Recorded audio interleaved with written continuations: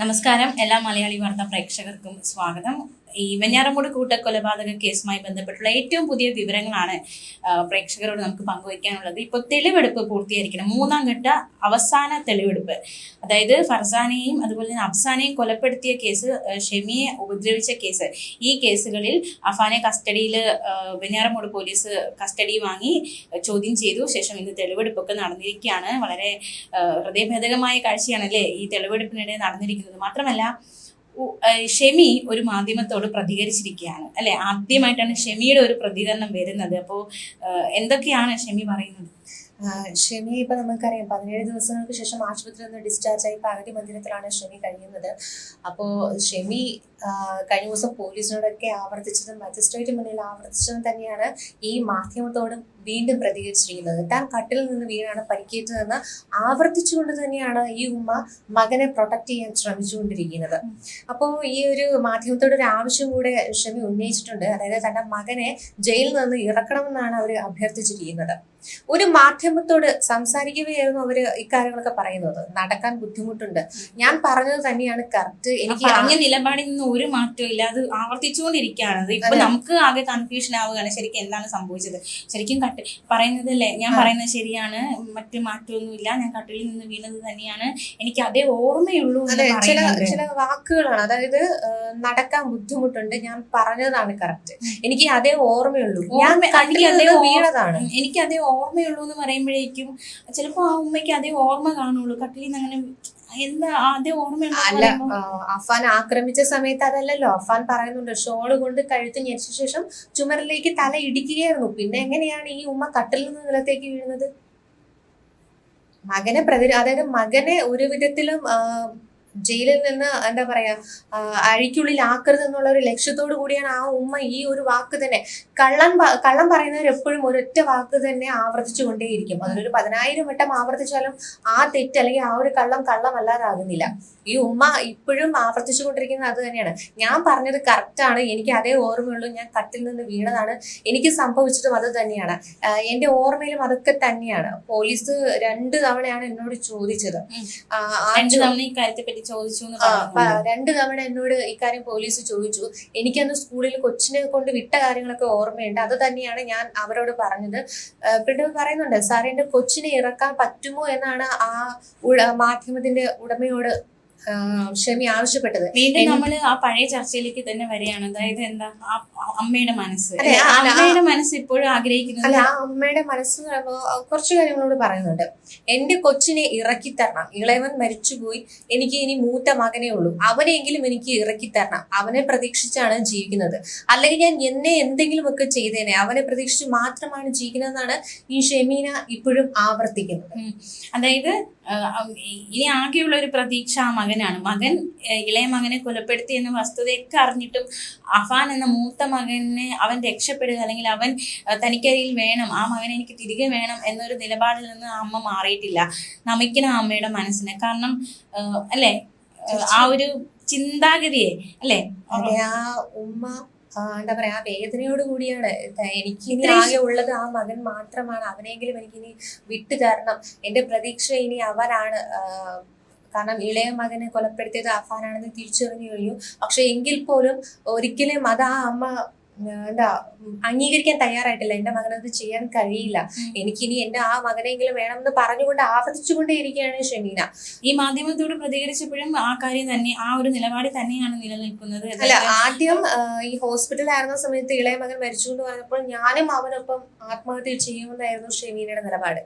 പിന്നീട് അതിനുശേഷവും ആത്മഹത്യ ചെയ്യുമെന്നൊക്കെ റഹീമിനോട് പറഞ്ഞിട്ടുണ്ടായിരുന്നു. പക്ഷെ ഇപ്പോ ഷെമീന പറയുന്നത് വെച്ച് കഴിഞ്ഞാൽ, എനിക്ക് എന്റെ ആ മകനെങ്കിലും വിട്ടു തരൂ, ജയിലിൽ നിന്ന് അവനെ പുറത്തിറക്കി തരൂ, എനിക്കിനി അവൻ മാത്രമേ ഉള്ളൂ പ്രതീക്ഷ, അവന് വേണ്ടിയിട്ടെങ്കിലും എനിക്ക് ജീവിക്കണം, ഇല്ലെങ്കിൽ ഞാൻ എന്നെ ജീവൻ ഒടുക്കിയേനെ എന്നാണ് ഷെമീന പറയുന്നത്. അപ്പൊ ഒരു നിസ്സഹായ അവസ്ഥയിൽ തന്നെയാണ് കൊലപ്പെടുത്തിയ ബാക്കിയുള്ളവര്. ഫർസാനയ്ക്കും ഇല്ലേ ഒരു കുടുംബം അല്ലെ, ഫർസാനയ്ക്കും ഇല്ലേ ഒരു അച്ഛനും അമ്മയും ഒക്കെ. അപ്പൊ അവരുടെ മകളെ ആരും അടക്കി കൊടുക്കുമെന്ന ചോദ്യമൊക്കെ ഇവിടെ ഉയരുകയാണ് അല്ലെ. തീർച്ചയായും നമ്മളിപ്പോ റഹീമിനെ ആശ്വസിപ്പിക്കുന്നുണ്ട്, ഷെമീനയുടെ നിസ്സഹായ അവസ്ഥയെ നമ്മൾ പറയുന്നുണ്ട്, എല്ലാം ചെയ്യുന്നുണ്ട്.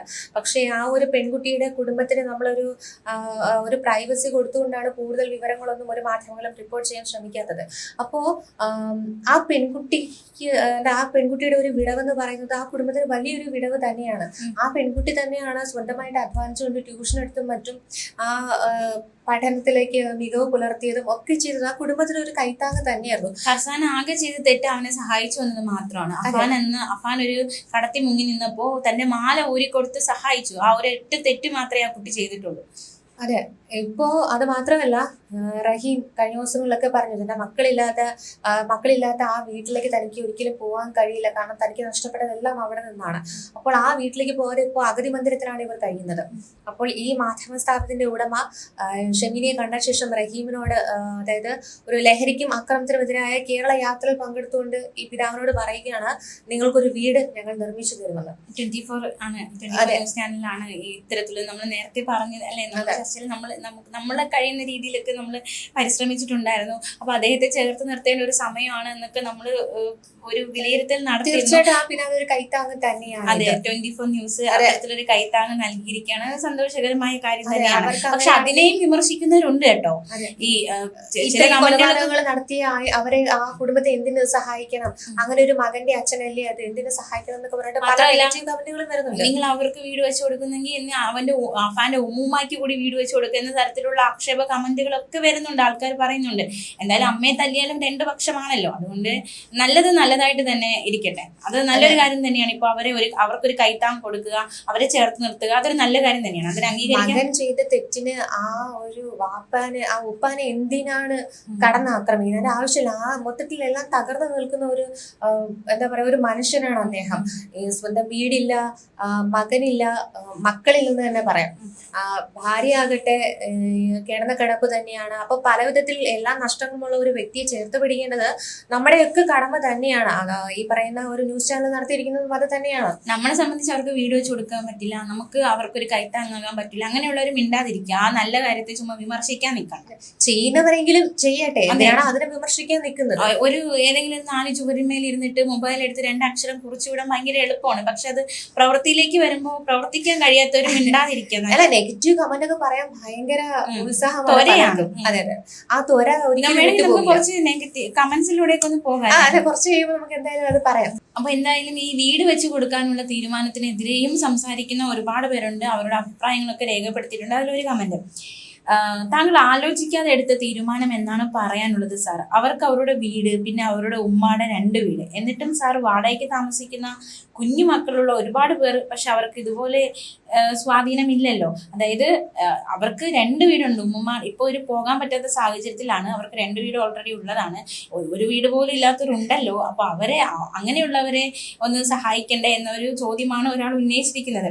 മാത്രമല്ല, വേഗം വീട് നൽകൂ, പാവപ്പെട്ട എത്രയോ ആൾക്കാർ വാടക പോലും കൊടുക്കാൻ കഴിവില്ലാതെ വിഷമിക്കുന്ന പാവ ആൾക്കാരുണ്ട്, അവർക്കൊന്നും വീട് നൽകരുത്, ഇതുപോലുള്ളവർക്ക് വീട് കൊടുക്കുക നല്ലതാ എന്നൊരു വിമർശനവും ഉയരുന്നുണ്ട്.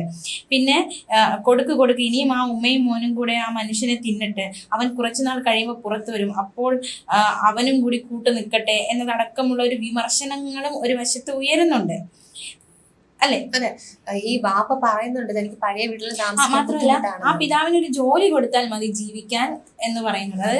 അതൊരു നല്ല കാര്യമാണ്. ജോലി അദ്ദേഹത്തിന് ഇനി എന്തായാലും വിദേശത്തേക്ക് പോകാൻ കഴിയില്ല. അപ്പൊ ഒരു ജോലി എന്തായാലും അദ്ദേഹത്തിന് കിട്ടുമ്പോൾ അദ്ദേഹത്തിന് മുന്നോട്ടുള്ള ഒരു എന്താ പറയാ ജീവിതത്തിലേക്ക് അതൊരു കൈത്താങ് തന്നെയാണ്. പിന്നെ അദ്ദേഹം പറയുന്നത് പഴയ വീട്ടിൽ താമസിക്കാൻ എനിക്ക് ബുദ്ധിമുട്ടുണ്ടെന്നാണ്. കാരണം മക്കളുടെ ഓർമ്മകൾ തന്നെ പിന്തുടരുമെന്നാണ് ആ പിതാവ് പറയുന്നത്. അതിനുശേഷം അദ്ദേഹം ഒരു കാര്യം പറയുന്നുണ്ട്, മക്കളെ ഒരു പരിധി കഴിഞ്ഞാൽ നമ്മൾ സൂക്ഷിച്ച് ശ്രദ്ധയോടുകൂടി വളർത്തിയെടുക്കണം. എനിക്ക് പറ്റിയത് അതാണ്. 7 വർഷത്തോളം വരാൻ പറ്റാതെ അവിടെ നിന്ന് പോയതാണ് മകൻ ഇങ്ങനായി പോകാൻ കാരണമെന്നാണ് അബ്ദുറഹീം പറയുന്നത്. നമ്മൾ ജീവിതമാർഗം തേടി പോയതാണ് ഗൾഫിലോട്ട്, കഷ്ടപ്പെട്ട് മക്കളെ വളർത്താൻ വേണ്ടി പോയതാണ്. പക്ഷെ ഇങ്ങനെ ആയി പോകുമെന്നുള്ള പ്രതീക്ഷ ഇല്ലായിരുന്നു എന്നാണ് അദ്ദേഹം പറയുന്നത്. ശരിക്കും പറഞ്ഞാൽ അദ്ദേഹം മക്കൾക്ക് വേണ്ടി കഷ്ടപ്പെട്ടുകൊണ്ട് വിദേശത്ത് നിന്നു. കടങ്ങളൊന്നും അറിയാതെ അദ്ദേഹത്തിനാൽ കഴിയും വിധമൊക്കെ വീട്ടാനായിട്ട് നാട്ടിലേക്ക് അയച്ചു കൊടുത്തിരുന്നു. പക്ഷെ ഒരു വിധത്തിലും അദ്ദേഹത്തിന് പ്രതീക്ഷിക്കാൻ കഴിയാത്ത രീതിയിലുള്ളൊരു ക്ലൈമാക്സ് ആയിപ്പോയി ഇതെന്ന് വേണം പറയാം.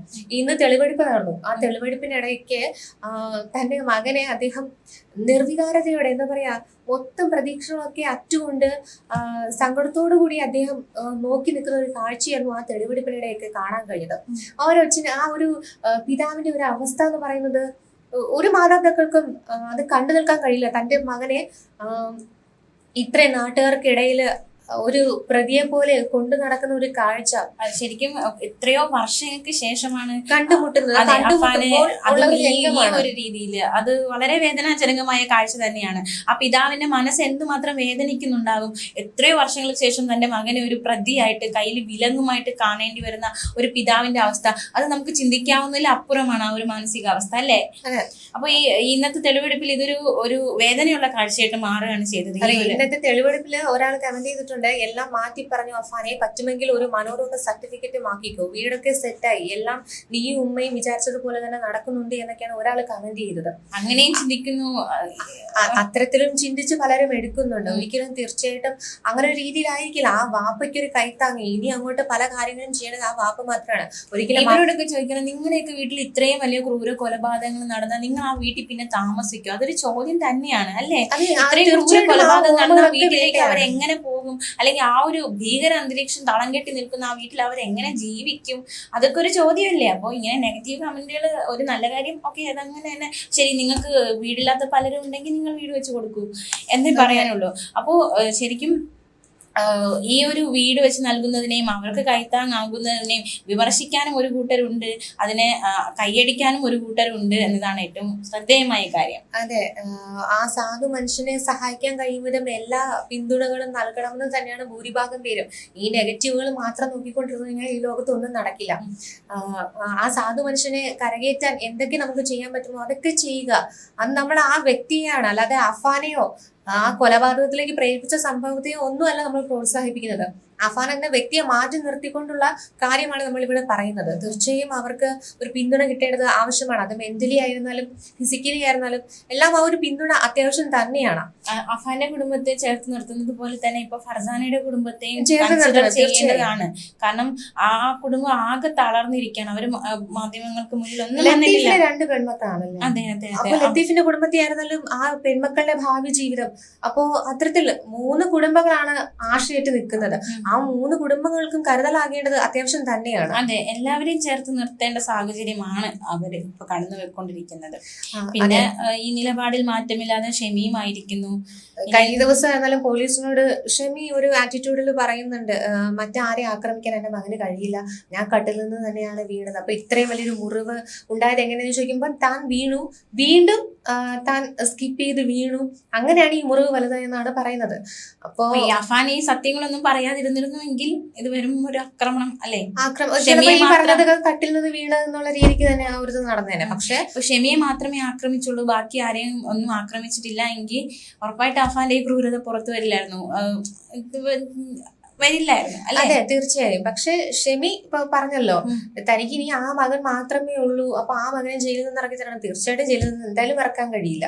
കാരണം ഷെമിക്ക് മാത്രമല്ല നഷ്ടപ്പെട്ടത്, ഷെമിക്ക് മകനെ ഒരു മകൻ നഷ്ടമായി, ഒരു മകൻ ജീവനോടെയെങ്കിലും ഉണ്ട്. 2 പെൺമക്കൾക്ക് മാതാപിതാക്കളെ നഷ്ടമായിരിക്കുന്നു അഫാൻ കാരണം. ഒരു കുടുംബത്തിന് അവരെ പെൺമകളെ നഷ്ടപ്പെട്ടിരിക്കുന്നു അഫാൻ കാരണം. ഈ നഷ്ടമൊക്കെ ആര് നികത്തും? അതെ, അപ്പൊ തീർച്ചയായിട്ടും അങ്ങനെ ആ കുടുംബങ്ങളെയും നമ്മൾ നോക്കണം. ഇപ്പോ ഷെമീനയ്ക്ക് മകനാണ് വലുതെങ്കിൽ അവർക്കും അതുപോലെ തന്നെ തന്റെ മകള് വലുതാണ്, ഈ പറഞ്ഞ ഉപ്പയും ഉമ്മയും ഒക്കെ വലുതാണ്. അപ്പൊ ആ കുടുംബങ്ങളെ നമ്മൾ ചേർത്ത് പിടിക്കേണ്ടതാണ്. ഷെമീനയുടെ കുടുംബത്തെ കുറിച്ച് മാത്രമേ ചിന്തിക്കുന്നുള്ളൂ. അതുകൊണ്ടാണ് ഈ പറയുന്ന അഫാൻ ഇനി തനിക്ക് വേണം, അവൻ ഒരിക്കലും ഇങ്ങനെ ചെയ്യാൻ കഴിയില്ല, അഫാനെ ഇനിയെങ്കിലും ജയിലിൽ നിന്ന് ഇറക്കി തരൂ എന്നൊക്കെ ഷെമീൻ ഇങ്ങനെ ആവർത്തിച്ചു കൊണ്ടിരിക്കുന്നത്. ഷെമീൻ അങ്ങനെ ഒരു ആവശ്യം ഉന്നയിക്കുമ്പോൾ അങ്ങനെ ഒരിക്കലും അഫാനെ പുറത്തിറക്കരുത് എന്ന് മനസ്സുകൊണ്ട് തന്നെ പ്രാർത്ഥിച്ചുകൊണ്ടിരിക്കുന്ന 2 കുടുംബങ്ങളാണ് അപ്പുറത്തുള്ളത്. ലത്തീഫിന്റെ കുടുംബമായിരുന്നാലും ശരി, ഫർസാനയുടെ കുടുംബമായിരുന്നാലും ശരി, അവരുടെ വേദന കൂടി പരിഗണിക്കേണ്ടതായിട്ടുണ്ട്. അതെ, റഹീം പോലും പറയുന്നുണ്ട് തനിക്ക് തന്റെ മകനെ കാണേ വേണ്ട എന്ന് പറയുന്നുണ്ട്, അവനോട് സംസാരിക്കാൻ വേണ്ട, അവനെ എന്താ പറയാ ഒരിക്കൽ പോലും അദ്ദേഹം വന്നതിന് ശേഷം കാണാൻ ശ്രമിച്ചിട്ടില്ല. പിന്നെ കണ്ടത് ഇന്ന് തെളിവെടുപ്പിനിടെയാണ് കണ്ടത്. അപ്പോ മൊത്തത്തിൽ ആ പിതാവ് പോലും മകന് എതിരെയാണ്, ഒരിക്കലും മകനെ സപ്പോർട്ട് ചെയ്തുകൊണ്ട് പറയുന്നില്ല. കാരണം ഇങ്ങനെയൊക്കെ സംഭവിച്ചു പോയി. പക്ഷെ ഷെമീന മാത്രമാണ് തന്റെ മകനെ വേണമെന്ന് ആഗ്രഹിച്ചുകൊണ്ടും ഇങ്ങനെ അഭ്യർത്ഥിക്കുന്നത്, ജയിലിൽ നിന്ന് ഇറക്കി തരണം എന്നൊക്കെ ആവശ്യപ്പെടുന്നത്. എനിക്ക് ഒരിക്കലും അഫാനോട് പൊരുത്തപ്പെടാൻ സാധിക്കില്ല എന്ന നിലപാടിൽ ഉറച്ചു നിൽക്കാണ് റഹീം എന്ന് തന്നെയാണ് കരുതുന്നത്. മകന് സ്നേഹമില്ലാത്തതുകൊണ്ടല്ല ആ പിതാവിന്, അദ്ദേഹം ആ മകൻ ചെയ്ത തെറ്റ് തന്നെയാണെന്ന് അംഗീകരിക്കുന്നത് കൊണ്ടാണ് ആ ഒരു നിലപാട് സ്വീകരിച്ചത്. മക്കൾ എത്ര തെറ്റ് ചെയ്താലും അതിനെ ന്യായീകരിക്കുന്ന ഒരു ഒരു വിഭാഗം അമ്മമാരും ഉണ്ട് അല്ലെ. അതിൽ ഒരാൾ കമന്റ് ചെയ്തിട്ടുണ്ട്, മക്കൾ കാരണം വേദനിക്കേണ്ടി വരുന്ന അവസ്ഥ, മക്കളില്ലാത്തവർക്കുള്ള വേദനയെക്കാളും വേദന സഹിക്കേണ്ടി വരുന്ന മാതാപിതാക്കൾ. ശരിക്കല്ലേ, മക്കളില്ലാത്ത എത്രയോ പേരുണ്ട്, അവർ മക്കളില്ലാത്തത് കൊണ്ട് വേദനിക്കുന്നു.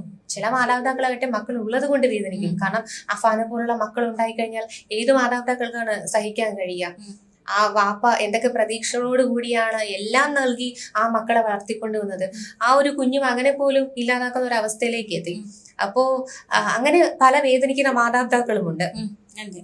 എന്നാലും ഈ കേസുമായി ബന്ധപ്പെട്ടുള്ള ഏറ്റവും പ്രധാനപ്പെട്ട ഒരു കാര്യം ഇന്ന് കഴിഞ്ഞിരിക്കുകയാണ്. അതായത് അവസാനഘട്ട തെളിവെടുപ്പ് കൂടി ഇന്ന് പൂർത്തിയായിരിക്കുകയാണ്. കഴിഞ്ഞ ദിവസങ്ങളൊക്കെ നമ്മൾ പറഞ്ഞതുപോലെ പേരുമലയിലെ വീട്ടിലെത്തിച്ചാണ് ഇന്ന് തെളിവെടുപ്പ് നടത്തിയത്.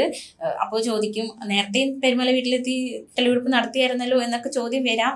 പക്ഷെ അത് മറ്റ് കേസുകളിലാണ്. ഇതിപ്പോ അഫ്സാനെയും ഫർസാനെയും പേരുമലയിലെ വീട്ടിൽ വെച്ചാണ് കൊലപ്പെടുത്തിയത്. ഈ കേസുമായി ബന്ധപ്പെട്ട് വെഞ്ഞാറമൂട് പോലീസാണ് ഇപ്പോൾ അഫാനെ ഈ തെളിവെടുപ്പിന് വീട്ടിലെത്തിച്ചത്. പിന്നെ ചുറ്റിക വാങ്ങിയ കട സെയിം നേരത്തെ തെളിവെടുപ്പിനൊക്കെ എവിടെയൊക്കെ കൊണ്ടുപോയോ അവിടെയൊക്കെ തന്നെ ഈ വെഞ്ഞാറമൂട് പോലീസും കൊണ്ടുപോയി ചുറ്റിക വാങ്ങിയ കടയിലും ബാഗ്, സ്വർണം പണയപ്പെടുത്തിയ സ്ഥലം തുടങ്ങിയ ഇടങ്ങളിൽ അഫാൻ എത്തിച്ച് തെളിവെടുപ്പ് നടത്തിയിരുന്നു. പിന്നെ ഇവൻ എലിവിഷം കഴിച്ചു എന്ന് പറഞ്ഞിരുന്നല്ലോ, ആ എലിവിഷം വാങ്ങിച്ച കടയിലും പെപ്സി, സിഗരറ്റ്, മുളക് പൊടി തുടങ്ങിയവ വാങ്ങിയ കടയിലും അഫാൻ എത്തിച്ച് ഇന്ന് തെളിവെടുപ്പ് നടത്തിയിരുന്നു. പിന്നെ ബൈക്കിലെത്തി ഫർസാനെ കൂട്ടിക്കൊണ്ടുപോയ സ്ഥലത്തും തെളിവെടുപ്പ് നടത്തിയിരുന്നു. അനുജൻ അഫ്സാൻ, അതുപോലെ തന്നെ പെൺസുഹൃത്ത് ഫർസാന എന്നിവരെ കൊലപ്പെടുത്തിയ കേസിലാണ് ഇപ്പോൾ ഇവൻ കസ്റ്റഡിയിലായിരിക്കുന്നത്. ചോദ്യം ചെയ്യലൊക്കെ ഉണ്ട്. 3 ദിവസത്തേക്കാണ് നെടുമങ്ങാട് കോടതി അഫാനെ കസ്റ്റഡി വിട്ടിരിക്കുന്നത്. അപ്പോൾ എന്തായാലും ഈ ദിവസങ്ങളിൽ ചോദ്യം ചെയ്യലൊക്കെ കൂടുതൽ വിവരങ്ങൾ ഇനിയൊന്നും പറയാനില്ല എന്ന് തോന്നുന്നു. അല്ല, ഇത്രയും ദിവസങ്ങളിൽ വന്ന തെളിവെടുപ്പിനിടെ എന്തൊക്കെയാണോ പ്രതികരിച്ചത്, എത്ര എന്താ പറയുക, കൂളായിട്ട് പ്രതികരിക്കും പോലെ തന്നെയാണ് പ്രതി ഇന്നും പ്രതികരിച്ചത്. അപ്പൊ ഇനി പ്രതിയെ സംബന്ധിച്ച് പ്രതിക്ക് പറയാൻ ഇനി ഒന്നും ഇല്ലാന്ന് തോന്നുന്നു. ഇനി പറയേണ്ടത് ഷെമി തന്നെയാണ്. അതും ഈ സാമ്പത്തികമായിട്ടുള്ള ഇടപാടുകളെ ഷെമി പറയുമെന്ന് എനിക്ക് തോന്നുന്നില്ല. കാരണം ഷെമി ഇപ്പോഴും ആവർത്തിച്ചുകൊണ്ടിരിക്കുന്നത് മകനെ പുറത്തിറങ്ങണമെന്നാണ്. അങ്ങനെ ആഗ്രഹിക്കുന്ന ഒരു അമ്മ ഒരിക്കലും മകനെതിരെയുള്ള ഒരു തോന്നുന്നില്ല, ഒരു മൊഴിയും തീർച്ചയായും പറയില്ല. പോലീസിനെ വലയ്ക്കുന്നതും അത് തന്നെയാണ്. ഈ സാമ്പത്തികമായ ഇടപാടിനെ സംബന്ധിച്ചുള്ള കാര്യങ്ങളും പറയുമെന്ന് തോന്നുന്നില്ല. ഈ ആറ്റിറ്റ്യൂഡ് ആണെങ്കിൽ അതിനെ കുറിച്ചുള്ള വിവരങ്ങളും കിട്ടുക പ്രയാസം തന്നെയായിരിക്കും എന്ന് തോന്നുന്നു. അതെ, ഉമ്മയിൽ നിന്ന് കൂടുതൽ കാര്യങ്ങൾ നമുക്ക് ചോദിച്ചറിയാൻ കഴിയില്ല. കാരണം എന്ന് വെച്ച് കഴിഞ്ഞാൽ ആരോഗ്യസ്ഥിതി നമ്മൾ നോക്കണം. കാരണം അവർക്ക് ഇപ്പം എന്താ പറയാ, കഴിഞ്ഞ ദിവസങ്ങളിലൊക്കെ ചോദ്യം ചെയ്യാൻ വേണ്ടിയിട്ട് എത്തിയപ്പോൾ ശാരീരികമായ കുറച്ച് പ്രശ്നങ്ങളൊക്കെ നേരിട്ടിരുന്നു. അപ്പോൾ പല ഘട്ടങ്ങളായി മാത്രമേ ഇത്തരത്തിൽ ചോദ്യം ചെയ്യൽ നടത്താൻ കഴിയുള്ളൂ അന്വേഷണ സംഘത്തിന്. അടക്കം ഒരു കിടപ്പിലായിരിക്കുന്ന അവസ്ഥയിലാണ്. അമ്മയ്ക്ക് എത്രമാത്രം മുറിവാണ് ആ മകൻ ഏൽപ്പിച്ചത് നമുക്കറിയാം. ഇത്രയും ക്രൂരമായിട്ടാണ് സ്വന്തം മാതാവിനെ അഫാൻ ആക്രമിച്ച് ആക്കിയിരിക്കുന്നത്. അപ്പോൾ ആ ഒരു ആരോഗ്യസ്ഥിതിക്ക് ഇനിയും നേരെയാകേണ്ടതായിട്ടുണ്ട്. എന്നിട്ട് പോലും എനിക്ക് അമ്മയോട് ഭയങ്കര റെസ്പെക്ട് തോന്നുന്നുണ്ട്. കാരണം ഇത്രയധികം മകൻ ഉപദ്രവിച്ച് ഇത്രയധികം ക്രൂരമായിട്ട് ഒരു സ്വന്തം അമ്മയോട് ഒരിക്കലും ഒരു മക്കള് ചെയ്യാൻ പാടില്ലാത്ത കാര്യങ്ങളാണ് അഫാൻ സ്വന്തം അമ്മയോട് കാണിച്ചത്. ഇത്രയധികം ക്രൂരത ചെയ്തിട്ടും ആ അമ്മ ആ മകനെ സംരക്ഷിക്കുന്ന ആ ഒരു റെസ്പെക്ട് പറയാൻ പറ്റില്ലല്ലോ മനസ്സിൽ. കാരണം ആ ഉമ്മ മകനെ തിരുത്താനല്ലേ തയ്യാറാകേണ്ടത്. മകൻ ഒന്നും ചെയ്തിട്ടില്ല എന്ന് പറഞ്ഞുകൊണ്ട് എന്തിനാണ് പ്രൊട്ടക്ട് ചെയ്യാൻ ശ്രമിക്കുന്നത്? ഒരിക്കലും ഇല്ല. ഞാൻ ഉദ്ദേശിച്ചത് ജീവിക്കാനുള്ള ഒരു എന്താ പറയാ 9ാം ക്ലാസ്സിൽ പഠിക്കുന്ന ഒരു കുഞ്ഞനിയനായിരുന്നു. ആ ജീവിക്കാനുള്ള കുഞ്ഞനിയന്റെ സ്വാതന്ത്ര്യത്തെ പോലെ അവ ഇല്ലാതാക്കിയില്ലേ. പക്ഷെ ഈ ഒരു സാഹചര്യത്തിലും മകനെ സംരക്ഷിക്കുന്ന ആ ഒരു മനസ്സില്ലേ, അത് ഇപ്പൊ ഞാൻ ഒരിക്കലും അംഗീകരിക്കുന്നില്ല. എങ്കിൽ പോലും റെസ്പെക്ട് എന്ന് പറഞ്ഞത് ആ ഒരു ക്ഷമിക്കാനുള്ള ഒരു മനസ്സില്ലേ, മകനോട് ക്ഷമിക്കാനൊരു മനസ്സ് കാണിക്കുന്നില്ലേ? അല്ല, എങ്കിൽ ആ ഉമ്മ പറയേണ്ടത് നീ ചെയ്ത തെറ്റുകൾ മനസ്സിലാക്കിക്കൊണ്ട് തിരിച്ചു വരാൻ ശ്രമിക്കും മകനെ എന്നല്ലേ പറയുന്നത്. അത് ഞാൻ സമ്മതിക്കുന്നുണ്ട്. അങ്ങനെ ഒരു മൈൻഡ് വേണം. അത് ഞാൻ ഫുൾ അംഗീകരിക്കുന്നില്ല. എങ്കിൽ പോലും മകൻ ഇത്രയും ആക്രമിച്ചിട്ട് മകനെ വിട്ടുകൊടുക്കാതെ കരുതുന്ന ഒരു തള്ളക്കോഴി കുഞ്ഞുകോഴി ഇങ്ങനെ ചിറകിന്റെ അടിയിൽ മറയ്ക്കുന്ന പോലത്തെ ഒരു മനോഭാവമില്ലേ, അത് ചെറിയ രീതിയിൽ റെസ്പെക്ട് തോന്നുന്നുണ്ട്. ആ ഒരു അമ്മയുടെ മനസ്സ്, അത് എല്ലാ അമ്മമാർക്കും അത് കിട്ടിക്കൊള്ളണം എന്നില്ല. അമ്മ ചെയ്ത തെറ്റ് തന്നെയാണെന്ന് പറയുന്നുണ്ട്. എങ്കിൽ പോലും അതിനെ വിട്ടുകൊടുക്കാത്ത നാട്ടുകാരടക്കം അയൽവാസികളെന്നും ബന്ധുക്കളായിരുന്നു പറയുന്നുണ്ടല്ലോ, ഷെമീനയുടെ വളർത്തുദോഷം കൊണ്ടാണ് മക്കൾ ഇങ്ങനെ ആയി പോയതെന്ന്. കാരണം ആർഭാട ജീവിതം നയിക്കാനായിട്ട് ഉള്ളത് കൊണ്ട് എന്താണെന്ന് വെച്ച് കഴിഞ്ഞാൽ അതുപോലെ ജീവിക്കാൻ മക്കളെ പഠിപ്പിക്കണം. അതാണ് ഏതൊരു മാതാപിതാക്കളും ചെയ്യേണ്ടത്. ഷെമീന ഞാൻ പൂർണ്ണമായിട്ട് അതിനെ അംഗീകരിക്കുന്നില്ല. കാരണം അമ്മ ചെയ്യുന്നത് തെറ്റാണ്. മകൻ തെറ്റ് ചെയ്താൽ തെറ്റാണെന്ന് പറഞ്ഞ അമ്മമാര് അതിനെ നേർവഴിക്കാക്കാൻ ശ്രമിക്കണം.